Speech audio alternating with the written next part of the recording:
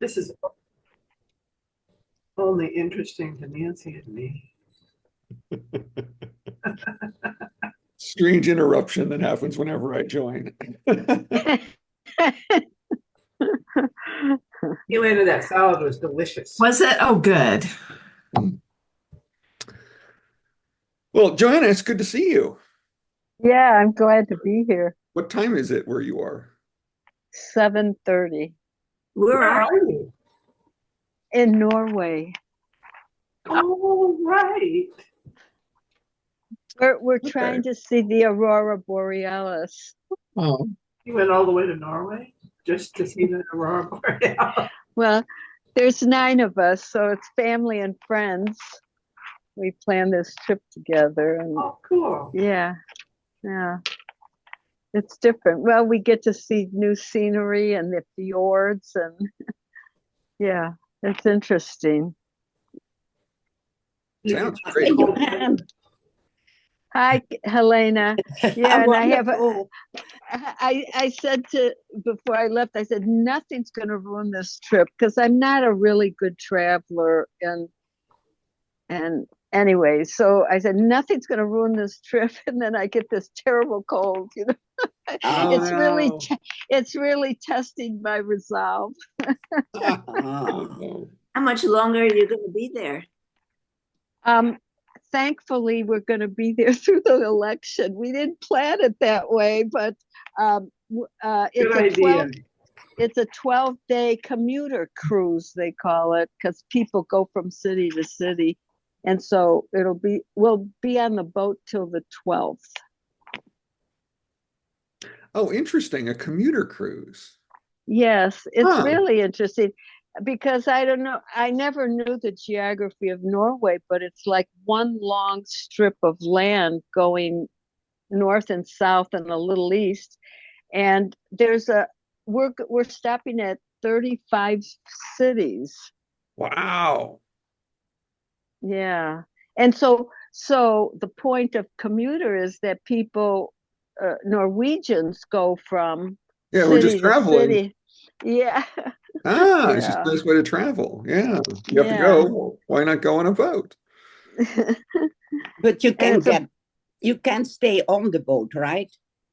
You oh don't have to get off every time. we can't in some cases. Some cases Huh. it's in the middle of the night. In some cases it's like 10, 15 minutes. Hmm. Mhm. Hmm. Interesting. And Fun. what's kind of interesting too is that if we don't see the aurora, we get to come back. So it's actually it's an astronomy cruise. So they have an astronomer on board.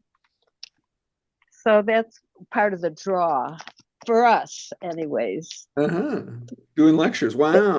Yeah, Richard, you should think about that. You could have a philosophy tour. Yes. The guy who's giving the lectures is from Great Britain, Oh. London. So speaking of lectures or philosophy or what, um, Hold on. we were Yeah, go ahead. what we were talking about last time, um, about we've got our capitalist system and we've got some of Marx's ideas, and I got to think, and you were saying that um, just the social context promotes greed. And I was thinking it's really more than that. It's the way people are raised. It starts in the family. And so then I thought, what, like the changes that we're talking about and the ideas that Hagglund has, those are going to take if they ever could get a toehold, they would take generations. Yes. Okay. Yes. Okay. So we're talking about the same thing then.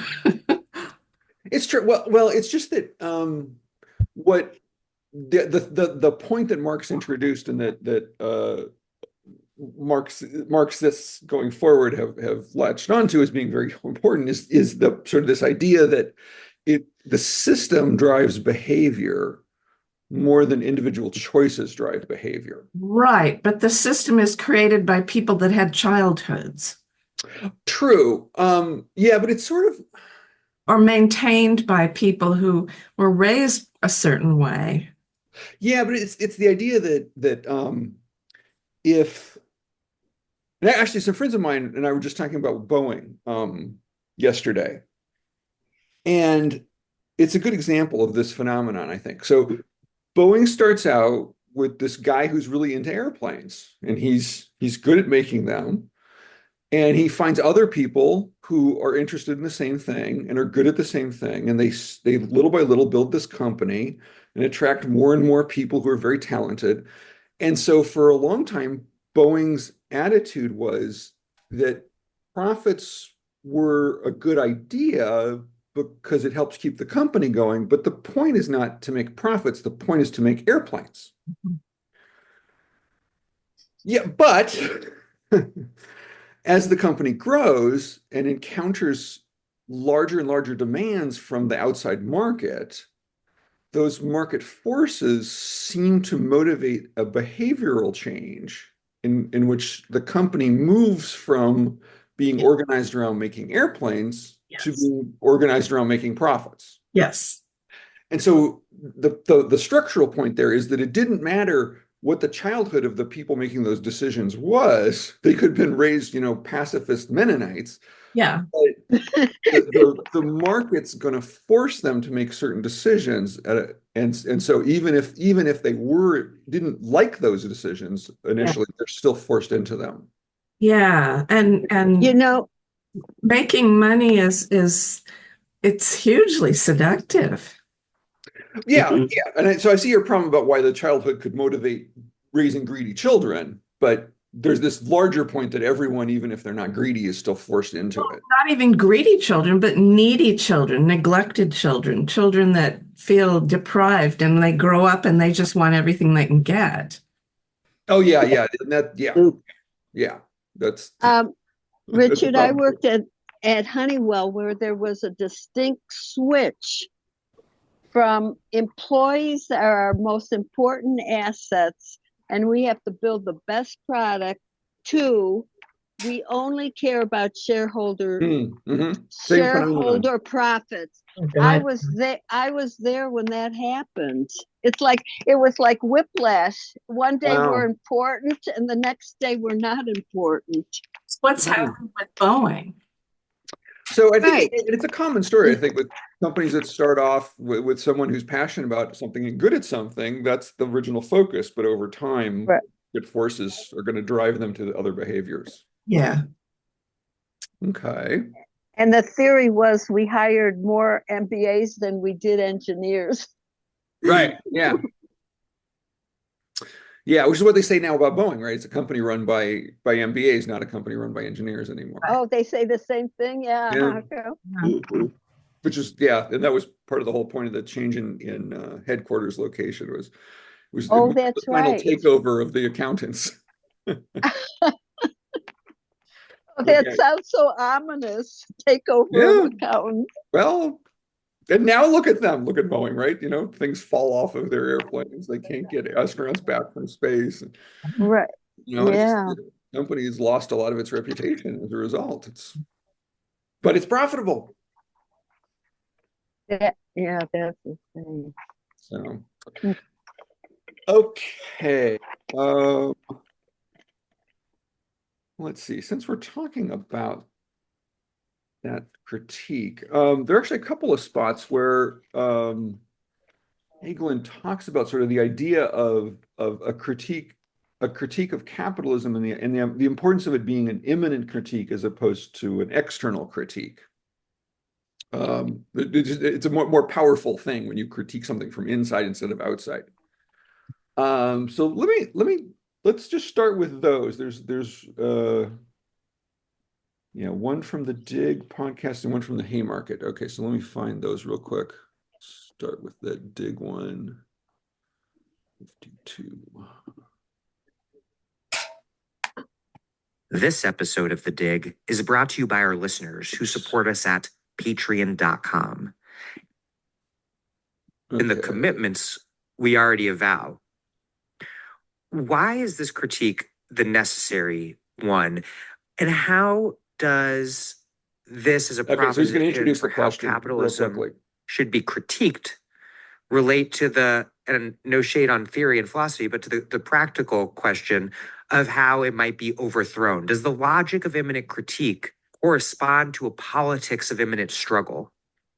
So on the immanent critique, which is very important for the entire book, but let me first address it in relation to the reading of Marx. And there it's very important that the modern Enlightenment ideals of freedom and equality, I argue, are absolutely crucial for understanding Marx's immanent critique of capitalism, that the historical achievement of us on some level being committed to these ideas of equality and freedom, that is the historical condition of possibility for the critique of capitalism that Marx undertakes. And very interestingly, in the Grundrisse, Marx emphasizes this remarkable moment in Marx.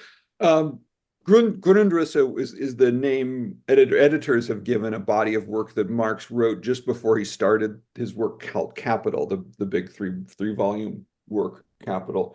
So he has these. It's really sort of a blueprint he's working out of what's he going to try to achieve in this critique of what he's calling political economy, and that's called the Grundrisse, or groundwork in English. When he says that, like, you know, the capitalist mode of production is the historical condition of possibility for this generalized idea of freedom and equality that you find in Enlightenment philosophy and liberal philosophy. It's important to understand that even though Marx then is going to argue for an overcoming of capitalism, that it also makes possible these ideals getting a foothold in the first place. And that has two reasons. Even though we know painfully that, historically speaking, and still, there are various forms of slavery persisting under capitalism, and capitalism has benefited from all sorts of slavery. There is still, with the generalized form of wage labor, the recognition that, like, in principle, these things are unjust because everyone should be free to own to own their life and sell their labor power to whomever they want, etc. Just as, like, there's an idea of equality built into capitalist exchange in the sense of, like, under capitalism, in principle, of course not in practice, but in principle, you know, no bloodline, no caste, no race, no aristocracy, etc., can justify domination. Everyone who pays 3 shillings, whether they're a queen or someone else, as Marx says, is equal in the relation of exchange. And there's also, we should say, like, I mean, with the idea of capitalist wage labor, the idea that, like, people that their labor should contribute to the social whole, and there is something that you choose as a vocation, these sorts of things. So the point of immanent critique is just say that they're, like, these ideals in the name of which we justify much of our social organization, showing how those ideals are actually necessarily contradicted and can't be fulfilled and become actual in our social material practices as long as we depend on capitalism. But it's very important to see that, like, that's not an external critique in the sense of, like, from some ahistorical standpoint, you condemn these practices, but you show why they have both subjective and objective contradictions built into themselves that by their own lights call for their overcoming. The fact that the liberal freedom as it exists depends upon so much domination and exclusion. Okay. So what he's getting at, what do I want to do? I want to stop the share is what I want to do. So what he's getting at is the idea that what, you know, we call liberal philosophy coming out of the Enlightenment has this idea. So Enlightenment, right, 1700s, the great figure of Enlightenment philosophy is Immanuel Kant. Immanuel Kant died, I think it was 1802, could have been 1804. Anyway, so really late 1700s. So it's the period culturally in which our revolution happens, right? And so the idea and the French Revolution. So this philosophy, liberal philosophy, develops that wants to emphasize the idea that people really are fundamentally equal, and it's coming along as a challenge to the aristocracy that's still lingering after, or sort of at the end of feudalism. It's because feudalism is going to linger into this period, because that's part of what the French Revolution is about, and part of what our revolution is about is to get rid of the lingering vestiges of feudalism. But feudalism is built on inequality. It's everything about feudalism. Its structure is about the unequal structures. So as capitalism is developing, people are encountering each other more and more as equals, and so that's motivating a philosophy of equality.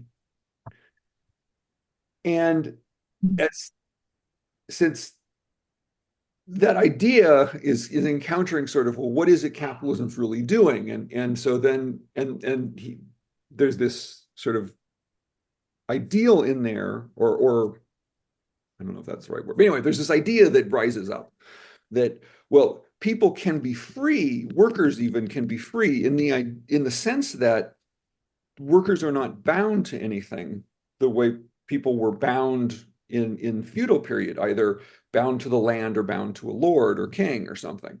So, but in capitalism, people aren't bound that way. So they're free to sell their own labor, which means they have to own their own labor first to be able to sell it. But if everyone owns their own labor, then they have to, in some sense, be free to do that, and therefore kind of equal to other people to do that as well. So there is this foundation for a sense of equality to be developed. So the philosophy comes along to develop that. But capitalism keeps going on, and what people notice is that capitalism has this tendency to create more and more rich people and more poor people, and that people don't find themselves really free to make changes with what they want to do. They're still being corralled into various things that they're forced to do, various work they're forced to do. Especially if you're poor, they're the more and more onerous sorts of work. Or think about children working as chimney sweeps in Dickens' time in London. It's hard to see any kind of freedom in that. And so since capitalism is promising this freedom, and yet people are in a sense more and more stuck, then that's a contradiction. There's something is amiss. And that becomes then this internal basis to criticize capitalism, that, well, you had promised people freedom and in a sense even equality, and yet where is it? So, which is a different kind of critique than Marx makes in his early life, where he is using more language of morality, and in his early work he develops his ideas about exploitation. And so that critique of exploitation is part of that moral external critique of capitalism. But the fact of people not ending up free is an internal critique, because it's what capitalism itself had promised people. So where they go from there in this interview is to ask, well, okay, if knowing that, is that going to help us organize our ideas about what to do? Richard, just so I'm sure I understood that concept, was when we were saying that I can buy something or the Queen can buy something and it doesn't matter who we are, is that what you mean by capitalism's promise of equality? And then by extension, I can sell my labor, and anybody can sell their labor no matter who they are. Yes. Yeah. Is that it? Okay. Yeah. Yeah. Okay, so now what do we do with that information? Yeah. Let's see. All right, let me skip up a little bit here. Back a little bit. Okay. Out the political, to make a kind of arbitrary distinction in a world where there really is no distinction between ideas and politics. It's all one integrated thing. But for the sake of discussion, I'm going to make a distinction here between immanent critique as a critical activity and the politics of fighting capitalism and building socialism. Is there an immanent struggle corollary to immanent critique? let me parse a couple of different things in relation to this. So the first thing to say is that the strategy in the book, methodologically, is twofold. I'm trying, with regard to the question of capitalism and its overcoming, I'm trying to give as rigorous of an account as possible of the fundamental contradictions of capital and how they're related to these questions of time and value, and why, even though they can be negotiated in various ways, they can't be overcome or solved through redistribution, but require fundamental transformation of how we reproduce our lives and our mode of production. And really, as rigorous an account as possible as of what's wrong with where we are, we could say. That's one half of it. And the other half is trying to show them the principles in what I call the principles that we call socialism, in light of which we would have to be organized so as to not be subject to those contradictions, the general and concrete principles of a different form of social life.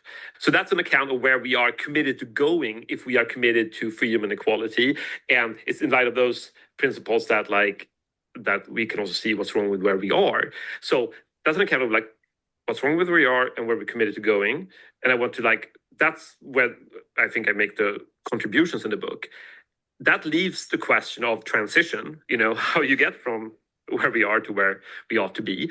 And that question of transition, I don't address in the book, not because I don't think it's important, but because I think it's so important. And I want to make urgent how we have to address that question and provide more resources for the sort of groundwork for that. But that's not the work I do in the book. But I think that to orient ourselves in the imminent struggle and understand both the contradictions that all sorts of reforms are going to face, but also to understand what we are fighting for.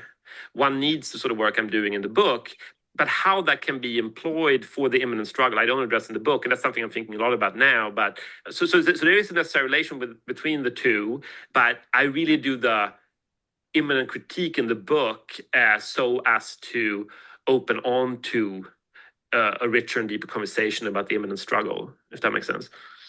One example that let's see. No, they have a little bit. that comes to mind for me is healthcare politics, where the principle of Obamacare was universal coverage. That was not the reality of Obamacare, but it established the principle of universal healthcare as a basic right.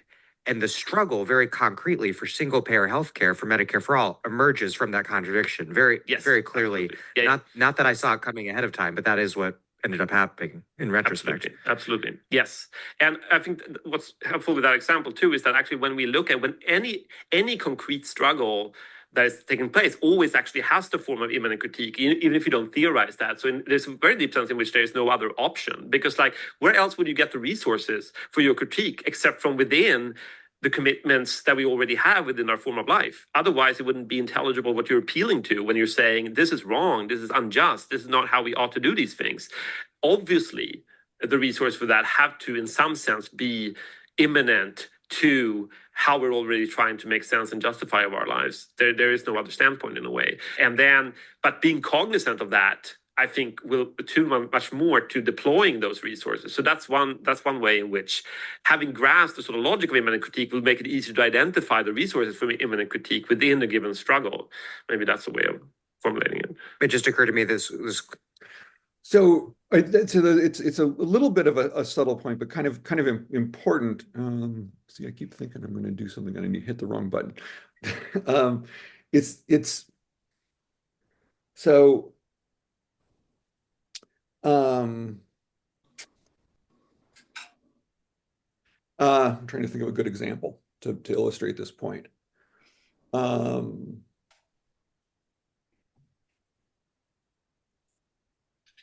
Okay, so I mean, I think a good successful example, and of course it's sort of motivated by crises in the world today, but South Africa used to have a problem called apartheid, right? Mm-hmm. And the world eventually reaches a point where it says, we don't think this is acceptable. And that comes ultimately in a kind of dramatic sense, marked when the UN expelled South Africa from the general membership for a time.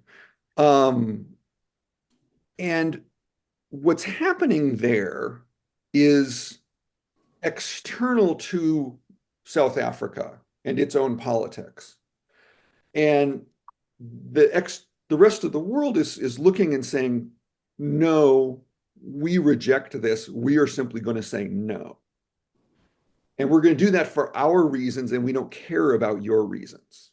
We reject the whole logic of what you're doing, and so there is no defense you can offer. Our reasons are what's going to carry the day, because that's what matters to us. And you're this tiny little minority misbehaving, and so we're going to tell you you're misbehaving. That's an external critique, which is and then external action, which is all possible because it's a microcosm of a larger reality, right? Sort of the UN system in a world of global of international law, and all of that is in a sense a kind of external reality to what's happening in South Africa then, because South Africa is rejecting the standards that the rest of the world is using, which is what the world is saying. You're not behaving to our standards. Now, what's happening, he's arguing with a critique of capitalism, is that we're all inside it. So if we're going to figure out what to do, the external critique, which we're familiar with in the language of morality and alienation, that critique just kind of bounces off, because we're all inside the system. It's sort of like you can see it's there, but it doesn't matter that you see it's there. It doesn't help you with what to do about it. So what he's arguing then is that the immanent critique, because it picks up the language and the promise of freedom and equality, that introduces this internal contradiction that gives you more resources to figure out what to do about it. So if the promise is freedom and we're not getting freedom, then we need to figure out how we're going to have freedom, but it's still this internal definition of freedom that the system has taught us already, that we've all accepted as members of a sort of post Enlightenment liberal society. We've internalized all of those ideals, and so when we find that they're not working, we're all part of experiencing and witnessing that contradiction. And so we become and then also we can be motivated to act on it. And so we even become resources in a personnel kind of sense, people who will organize to resist. So does that make sense? That internal, external? Can I just add, this is a very small thing. Where does the word imminent come from? Why is it called imminent instead of internal? Just internal. I don't know. That's actually a good question. I mean, imminent means like it's just about to happen. My guess would be it comes out of Latin and a history of using Latin, and that philosophy has used this language of imminent for a long time, and not use the word internal, and yeah. So if you ask why, because now we have to explain imminent. Why didn't you just use the word internal? I'm not sure. Yeah, my only guess is it has something to do with the way that Latin constructed these words. But it means imminent. When he's talking about imminent critique, he's talking about it being inside. That we're in it, inside, and so we're no longer critiquing it from the outside as a philosophical idea, but we're here. Yeah. In it. You have a more practical critique. Right. Okay. So, but it's interesting because the external critique is going to rely on ideals, moral ideals, but the internal critique is relying on a different set of ideals, which are, his point is, it's the system's own ideals. Yeah. To use it against itself. Yeah. Capitalism the imminent is not matching up with the external. I bet there is a corollary word, and it's okay. I'll use it that way. Yeah, but anyway, but yeah, just think about imminent means inside the system. It's inside whatever you're talking about. But you're trying to make them match. We want them to match. we want the immanent and the external to match. Well, yes. Ultimately, it's more the more important point is just the practical point that the external critique doesn't have the same kind of power that the internal critique has or immanent critique has. So you can use it at times in certain situations, but in a case where you're enveloped, you have to deal with the being enveloped part. Yeah. To add to my confusion, doesn't imminent mean soon to happen? Yeah, that's part of, I think, the confusion here is that, yeah, this is why it's not the I ideal. mean, the common No, use you're right. is Yeah. In ordinary English, that's I think that's precisely the problem is the ordinary English has this time sense to it, where what we're using here is the better kind of metaphor is more spatial than temporal. Inside instead of almost happening. But that's a good question. Yeah, why did we end up with this language? I hadn't thought of that, but that's a really good question. Why are we using these words? All right. While we're on the subject, I'll let him take another run at this from a different interview. Let me find that real quick.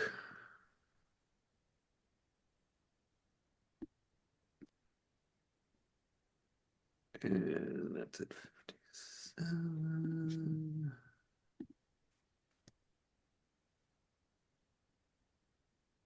Uh-oh.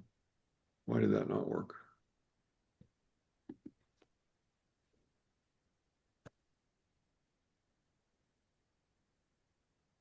Huh. My copying and paste is not working the way it's supposed to. I think I got it here. Thanks everyone for tuning in to our event. Grounded in a By during their peak, which out of it, the exploitation continues to be reproduced. Remarks. I mean, Okay. I think a helpful way of focalizing this question of how Marx's critique of capitalism works and why it is an Wait a imminent second. critique, which has I'm already been not doing spoken this to. right. I need to do the share first. Okay. I think I was more familiar with how this works. Okay, here we A go. helpful way of focalizing that is to recall that some of the issues with wage labor, and so taken very seriously during the war. This kind of imminent critique within Marx's critique of economic categories plays a large part in Marx's argument. I mean, in characterizing Marx's argument and stuff. Great. Thank you for all of those remarks. I mean, I think a helpful way of focalizing this question of how Marx's critique of capitalism works and why it is an imminent critique, which has already been spoken to. I mean, a helpful way of focalizing that is to recall that before Marx, like the standard type of socialist critique of capitalism was precisely one that would portray capitalists as evil villains who sort of exploit workers. And one thing Marx that goes against that type of moralism is to show that the sort of exploitive relation to ourselves and one another is not psychologically contingent on the capitalism. It's built into how we reproduce our lives and how we value. So, for example, as a capitalist employer, I cannot in that role treat my employees as ends in themselves, as their well-being as ends in itself, because everything that I have to expend on securing their well-being counts as a negative cost for me, So there's a necessity of treating them as means for the ends of producing profit, and that's not something that's optional for me as a capitalist, just as ultimately too, that also means that I can't, as a producer, really own the question of what I think is worth producing, what we ought to produce, make the best possible products in view of our social needs. Instead, I have to I myself am dominated by the need to produce something that is profitable. And because if I don't do that, my business will go out of business and I will have to be a wage laborer and so on. So like many of these, that's the way in which Martin's critique is not a moralizing critique, as Matthew emphasized. But that doesn't mean that there is not, a normative element here. But that normativity is not. Okay. Normative. It sounds like it's such an ordinary word. This is a very popular word in philosophy. Okay. So normative, break that down. First part of the word, norm. Okay. Norm as in normal, as in ordinary. Normative tends to carry this sense of ought to be. So it's, at one sense, in one way, it's about ethics. So if you're talking normatively, you're talking about what ought to be, and ethics is the typical realm in which we talk about what ought to be. What is it something ought to do? What is the thing that ought to happen here? That's generally the realm of ethics.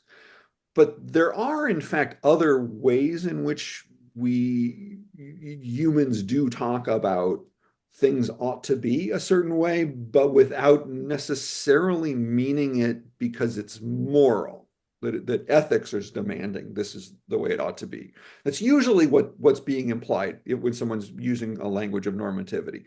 But the reason philosophers like the word so much is because it is a little bit bigger than just ethics. And so it introduces other ways of talking about ought to be that aren't necessarily ethical ways of ought to be, but different kinds of that, forms of that. Can you give an example of I was that? just thinking, I need an example. What's a good example of this? No, an ordinary example, right? You ought to get the oil changed in your car. This is a normative practice that you maintain your car, and it's not ethical, but it is practical. There are consequences to you if you don't. So there is a kind of there's a normativity in having your oil changed. Okay. That kind of thing. Yeah, thanks.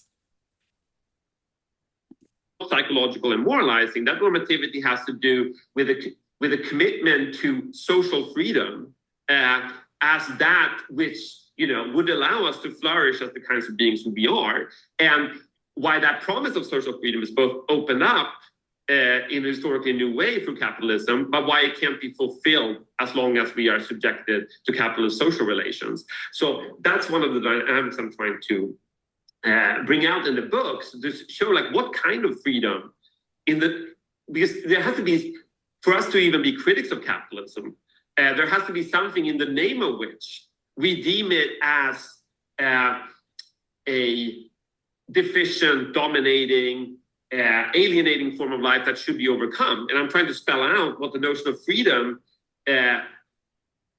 what notion of freedom you need to have to make sense of how and why we criticize capitalism. But again, that notion of freedom can't just be something that comes from nowhere. It has to have emerged through our historical development itself, and that's why it has to be immanent to the form of life. And that's supposed to lend greater specificity to both of our understanding of the contradictions of capitalism under which we live, but also why we are committed to overcoming it and what would be required for that, and why it's not enough with redistribution or a welfare state, etc., because the deepest problems are structural to the way we produce value, to the way we reproduce our lives. Okay, so the structural idea, it's in the structure, so you have to change the structure.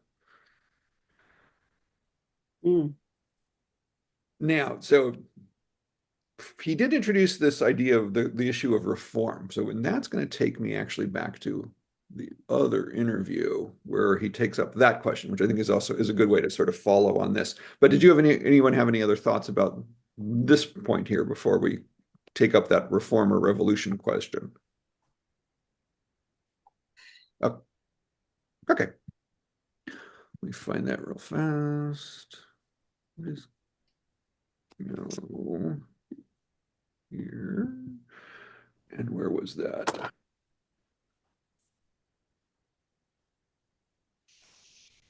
Oh, let's see. There's a little bit more on this imminent critique here before we, what are we doing here? Okay, here we'll do the Sherry thing. And here we go. Too dismissive of redistributive reforms that fall short of fully replacing capitalism with democratic socialism. McCarthy writes, quote, they're meaning reforms, relation to He's quoting now a review from a book review. A review of the book, I should say.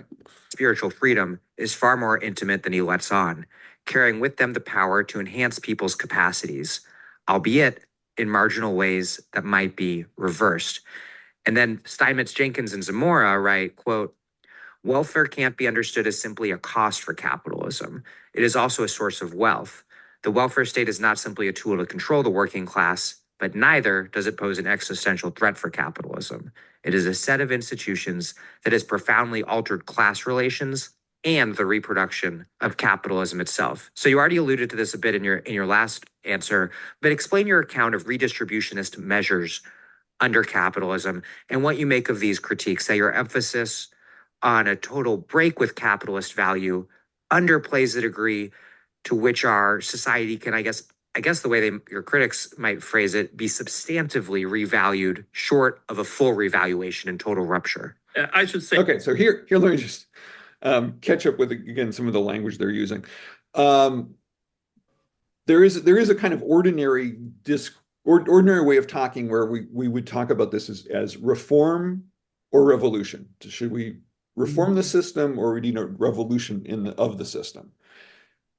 He's using a slightly different terminology to express the same ideas. So, which is the terminology of redistribution, which is actually the nature of the reform one would make of capitalism. If you ask if you're going to reform capitalism, how to help, what does that reform consist of? It consists of redistributing wealth while allowing the system to continue on the way it does, which is what they were doing in Scandinavia at the height of their socialist systems.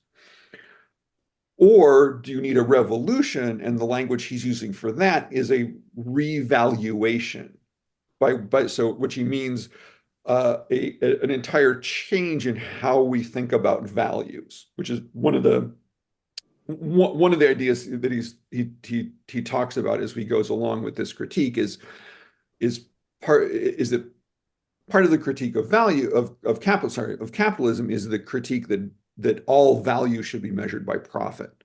That profit is the source of all value. That we need other values that have to be part of human existence. So it's redistribution versus revaluation, reform, revolution. Okay. In regard to both of those criticisms, I make emphatically clear in the book, even though they like that like it's not a matter of choice here. And I say several junctures, like I'm not dismissing the concrete benefits that various forms of redistribution can have, so I'm not against that.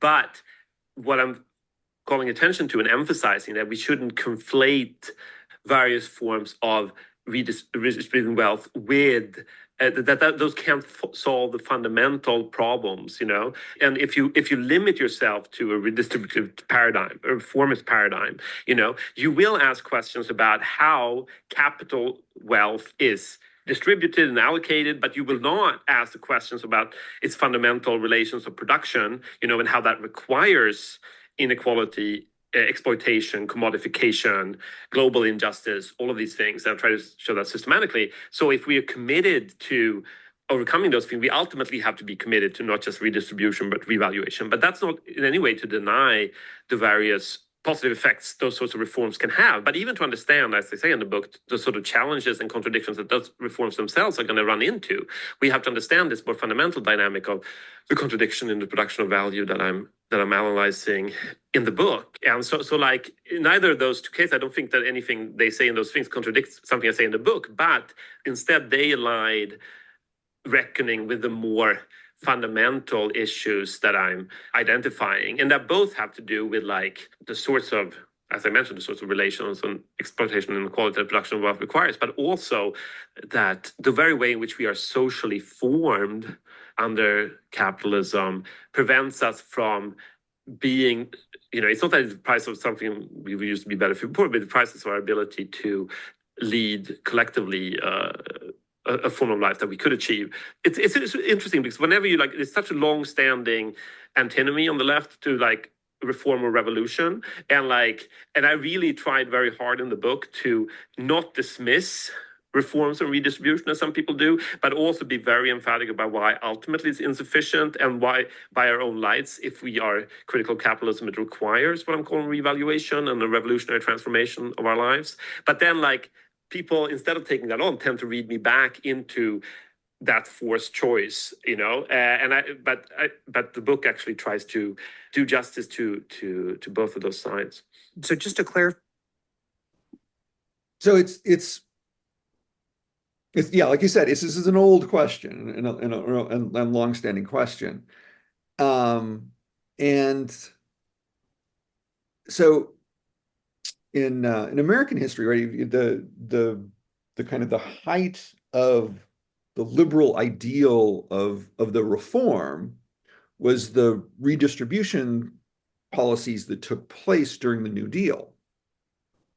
So higher taxes on wealth, programs to get people employed. So the whole of the New Deal is moving a lot of wealth from the rich to the poor in the form of taxes.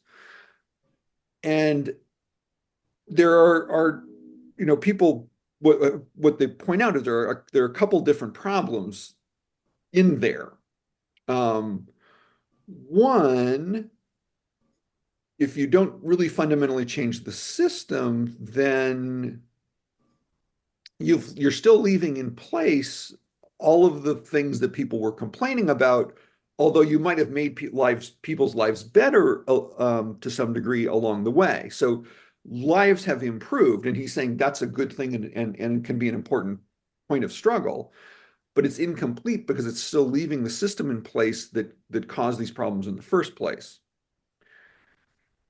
So that's where the argument for revolution would come in, is that, well, we need to change the system that's producing wealth unequally, that requires this whole redistribution to take place to compensate. Why create a problem that you then have to solve with the redistribution? Just don't create the problem. That's the revolution argument. And there's a really I think kind of clever and basic analogy that the economist Richard Wolff came up to illustrate this, where he says, you sort of imagine a parent with two children is at the park on a nice summer day, and there's someone selling ice cream cones, and the parent, for some unknown reason, buys 2 ice cream cones and gives them to one kid. What happens? All manner of chaos ensues, right? Because the child who doesn't get the ice cream cone is going to be very, very upset. But the problem is that when you take one of the ice cream cones from the child who got 2, in order to redistribute them, the one who had 2 in the first place, she now becomes very, very upset, which is why the rich resist paying taxes, right? That's the same idea. You gave them 2 ice cream cones, and you're saying, oh, well, maybe you need to share your ice cream cones. So that's another argument for revolution, is that the reforms themselves create all kinds of social tensions. So your whole idea with the redistribution was to solve social problems, but you end up creating a different kind of social problem, in that now you have these social tensions and you have these fights over the redistribution that become these ongoing political struggles. And of course, the rich are very good at that game, right? And that's why we don't have the reforms, or we have very few of the reforms from the New Deal still left. We still have unemployment and Social Security. Let's hold our fingers crossed on that. Yes, Helena. Well, I was just thinking, I don't know about the history of stocks and bonds, but wasn't that also a capitalist idea that would stop the revolution in a way, because everybody could take share in the company. Like a lot of people, like my husband, was given stocks. It becomes an idea. Yeah. And that's still that's there. not the original intent, but it becomes something that can be done. And would that stay under the, would that stay, that couldn't stay under the communist system? Well, it's interesting. So Richard Wolff is famous for advocating worker co-ops as the vehicle for the transition. You know, so you ask, how do we get from here to there? His solution is everybody, every entity, every organization, every productive, every corporation, every company should be organized as a workers' co-op. Mm-hmm. And his logic in there is that that we need. I mean, the idea that the state takes over all production is an impossible notion. Mm-hmm. And it's not actually what the Soviets tried to do, but they did want the government to be involved in controlling a lot, planning a lot. So there are people who are very still very into the idea that using markets as an economic tool is very useful in terms of knowing and signaling what's happening in the world so that different companies can respond. The problem capitalism has is it just abandons the companies to their own fate. And so if there's a crisis or someone comes up with a better idea or whatever that drives a business out, the employees are just left, to fend for themselves, and there's no protection. So you could have a system in which you're protecting all of that, but at the same time still leaving the market mechanisms in place. And one way that makes that kind of that easy to do is that instead of relying on a government to plan everything ahead of time, you just set up a safety net and then allow markets to do what they've done in the past without the same kind of negative consequences. But the beauty of putting it all into forcing all of that into, or encouraging it somehow into all the structure is all worker cooperatives, is that worker cooperatives wouldn't make the same kinds of singular profit motive thinking decisions that corporations make today, because the way it happens today is the corporation has a board of directors, which is a small number of rich people who are making decisions about how do they make themselves richer. That's the whole point of the corporation, to make the shareholders represented by the board of directors, who are usually the major shareholders, to make themselves richer. Well, if that corporation was a worker cooperative, the workers as a whole would replace the board of directors, and they are not likely to make a decision that enriches a few of them. They'll make. You know how that happened in Lufthansa, because my husband sold planes to Lufthansa. They had meetbestemming, so they had the workers had representatives who would represent their unions in the capitalist system. They would help them. They would be on an equal basis. They had to work together. Well, yeah, I go. Yeah.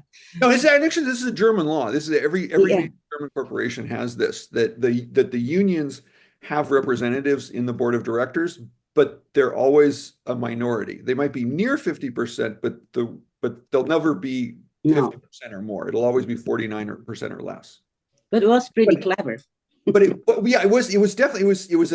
a reform that moves in that direction, that at least if the workers have a voice in the room where those decisions are made, that's going to limit some of the hyper exploitation the board of directors might make without any of that voice in the room. But it's still reformist, because it's left the basic structure of the capitalist ownership in place and still given the wealthy owners in the form of the board of directors majority control. So it definitely leads to better outcomes than not having that. So it's a reform that does have some productive outcomes, to be sure.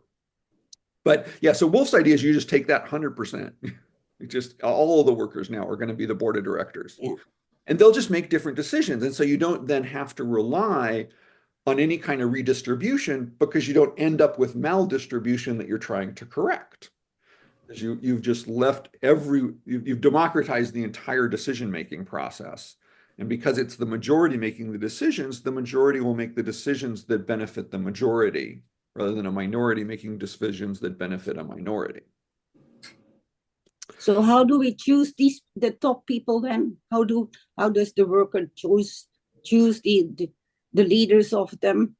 Well, just management just becomes another job. And actually the way that big worker cooperatives, and there's the biggest one in the world is actually a consortium called Mondragon. In the Mondragon, it's in the Basque region of Spain. And in the 50s, there was this Catholic priest had the idea that we need to develop the economy around here, and he got nine workers together, and I forget what the original business was they started this worker cooperative, and it kind of took off, and they started expanding, and now the Mondragon Consortium does banking, it does home appliances, it does some other kinds of services, and so it's the 7th largest corporation in Spain now, and it's all about worker cooperatives. And so each there are different companies that have different like the appliance manufacturing is one company, the banking is a different company. All of them are worker cooperatives, and then all of them are collectively owned in sort of one giant worker cooperative, which is Mondragon, the whole giant entity. And what they do a lot of job shifting, which is something that corporations figured out was useful along the way too, depending on sort of how hyper exploitive they want to be. But the idea is that if workers rotate through different jobs, they come to know how the whole system works, and can be a lot better at doing what they do by not specializing in just one task, which becomes overly repetitive and boring and will lead to repetitive stress injuries and yada, yada, yada. But you can do the same thing with management, where there are people who just become or have the role of certain kind of manager for a certain period of time. And you rotate through that the way just as you would rotate through working on one machine or another machine or another machine in the factory. Mm-hmm. But so it becomes the whole that kind of structure. Remember, the whole idea here is the structure is going to drive people's decisions. You change the structure, you create a whole different way of making decisions. And so the idea is the structure is going to drive the company to behave in a way in which it naturally wants to elevate all of the employees the most it possibly can, because it's relying on all of the employees to do different kinds of things at different times. And so it wants all of its employees to be multifaceted and to be very educated, and also then wants to have lots of systems to figure out how to listen to their ideas when they have new ideas about how to do something or something that's not working and that needs correction. So it's the structure drives the corporation to treat everyone very differently, and introduces a whole different set of values, in which profit's going to be one of the things that matters to them, but it won't be the only thing, and not necessarily the most important thing either. And Wolf's point is you can just do that with the whole country, and you'd end up with a very different system. Now, how you do that is also complicated, and Wolf's has a little bit more thought in that direction than Hagglund has made so far, but it's still fairly skeletal in his thinking. But it is true that if you can get worker cooperatives more and more support from the state, they can compete better and better. And there's some reason to think that in general, two companies faced up in competition, one that's traditional and one that was worker cooperative, the worker cooperative tends to do better because it's in the because it has this better relationship with its workers. It has a way of finding ways to be more productive, even if it's not being hyper exploitive. But so it'll produce better goods that are going to compete in that market compared to the other company. So Wolf's idea is if you just sort of get to a situation in which there are enough worker cooperatives, people start noticing this. And then the more worker cooperatives that are, the more the workers that do have the freedom to just sort of pick and choose, I want to work for this company or this company, faced with the choice, do I want to work here in this one that's ordinary hierarchical, I don't want to work in this one that's democratic and worker cooperative, people will naturally choose the democratic option. So it would be a gradual transition in which the economy moved from the way corporations are organized now to worker cooperatives, but it would require eventually having governments to offer worker cooperatives some of the same kinds of supports it offered early capitalist corporations in their early years, or still offers a lot of capitalist hierarchical corporations today, the way that the government offers contracts and things like that. It could prioritize contracts to worker cooperative firms over other firms, that kind of thing. So lots of ways the government can encourage the economy to move in certain ways. Well, we haven't heard much about the spirit of people, which he uses a lot to change the spirit of. Are we going into that? Sometime? What's today? No. Yeah, we can do more on that next week. And so a cooperative could write rules like, the top employee can't more than so much. There should be no disparity between the whatever that, in Mondragon, there is a CEO of Mondragon, and I think that it's a rotating job, but the CEO makes more than other people, but it's a defined more than that's a 4 to 7. I'm forgetting the numbers, but it's more reasonable. Yeah, it's reason, more reasonable amount of money. Yeah. How anybody could go home with $1 million and sitting behind a desk, basically. It's this, yes. Yeah, the scale of what we see here is, in that regard, is amazing. It's unbelievable that what we can get, what they've managed to achieve in that maldistribution. That's a good way. You always put it positively. But there's one more reform revolution issue I wanted to mention, and we're just out of time. So real quick, there is a more radical critique of reforms that the reforms are conciliatory and therefore undermine the motivation people might have to change things, which is a stark kind of reality to contemplate, right? But obviously people who are suffering are going to be motivated to act to relieve that suffering. If they're not suffering so much, they're not as motivated to act to change that suffering. Mm-hmm. And so there is one kind of radical socialist tradition that has argued that it's actually better to encourage the worst tendencies in capitalism so that you get them all out on the table all at once. You get all of the bad over with, you motivate a lot of negative reaction to that, and then you get the revolution and everything will change more quickly. If you rely on gradual changes, it will take too long, and the suffering in between here and there is too great to tolerate. Therefore, we'll tolerate lots of suffering just for a short period of time, and hopefully that will motivate a big change. A lot of people question whether that really works. Yeah, I heard Jill Stein is talking a little like that. She should lose so we have a terrible government, and then people will. Yeah. Might. But it's something actually, and it's true. People too even talk about that with sort of the Democrats, that when there is a Democratic president, there is less social pressure on the government to reform. Mm-hmm. Democrats are in power, and since most of the people doing the reforms think of themselves as Democrats, they don't want to be that critical of a Democratic administration. So when it's a Republican administration, it's much easier to be critical. So there are people who talk about that. That's kind of the gentle, milder version of the same idea. Yeah. Oh, right. Yeah. Mm. Okay.